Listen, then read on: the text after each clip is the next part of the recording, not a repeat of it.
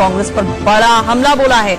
योगी आदित्यनाथ ने एक विवादित बयान दिया है। उन्होंने कहा है कि मुस्लिम लीग एक वायरस है और इस वायरस से कांग्रेस संक्रमित है, यानी इन्फेक्टेड है। अगर कांग्रेस जीत गई तो वायरस पूरे देश में फैल जाएगा। अब से कुछ ही देर पहले योगी आदित्यनाथ ने 2 ट्वीट्स किए जिसमें उन्होंने ये बात कही है।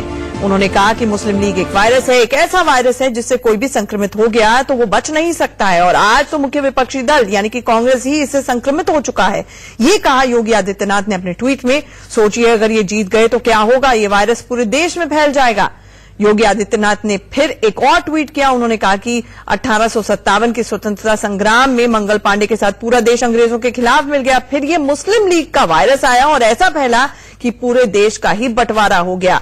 आज फिर वही खतरा मंडरा रहा है, हरे झंडे फिर से लहरा रहे हैं। कांग्रेस मुस्लिम लीग वायरस से संक्रमित है, सावधान रहिए। तो ये आपसे करीब करीब आधा घंटा पहले 2 विवादित ट्वीट्स उत्तर प्रदेश के मुख्यमंत्री योगी आदित्यनाथ के सामने आए हैं। हमारे साथ हमारे सहयोगी अरविंद चतुर्वेदी जुड़ रहे हैं। अरविंद, आपसे ये जानना चाहेंगे, ये 2 ट्वीट्स किए गए हैं, ये आखिरकार किस कॉन्टेक्स्ट में किए गए हैं? बेहद विवादित हैं। क्या इनका लेना देना राहुल गांधी के केरल में वायनाड से लड़ने से है और वहां पर क्योंकि मुस्लिम लीग के साथ कांग्रेस का अलायंस है?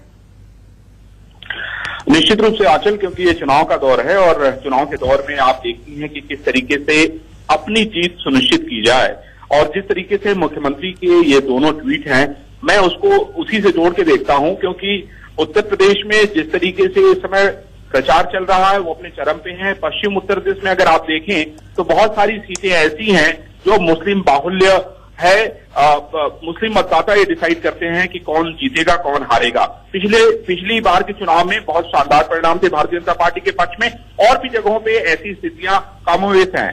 इसीलिए ये महत्वपूर्ण है। आज प्रधानमंत्री की कई रैलियां हैं और आप देख रही हैं कि राहुल गांधी और प्रियंका गांधी ने भी पश्चिम उत्तर प्रदेश में अपना डेरा जमा रखा है। वो लोग भी कई कार्यक्रम कर रहे हैं। ऐसे में ये जरूरी हो जाता है कि भारतीय जनता पार्टी कैसे लीड करे, कैसे चर्चा में बनी रहे, कैसे उसको लेके रिएक्शन हो, क्योंकि जैसे ट्वीट हुआ वैसे हमने भी इस खबर को चलाया और हमने भी इसको कोशिश की कि इसका एनालिसिस करें, इसका विवरण करें, क्योंकि मैं नहीं समझता कि जिस तरीके से राहुल गांधी का जो गठबंधन हुआ है मुस्लिम लीग के साथ उसका उत्तर प्रदेश में क्या असर होगा। लेकिन महत्वपूर्ण यह है कि इस बात को लेकर चर्चा शुरू हो गई। आजकल ये पूरा राजनीतिक हिंदू मुस्लिम कहने से कम पोलराइजेशन होगी और शायद मंशा यही है इसके पीछे, इस विवादित ट्वीट के पीछे यही बड़ा सवाल है। इस बड़ी खबर पर तो हमारी नजर बनी रहेगी। हमारे साथ जुड़ने के लिए अरविंद आपका बहुत बहुत शुक्रिया। और अब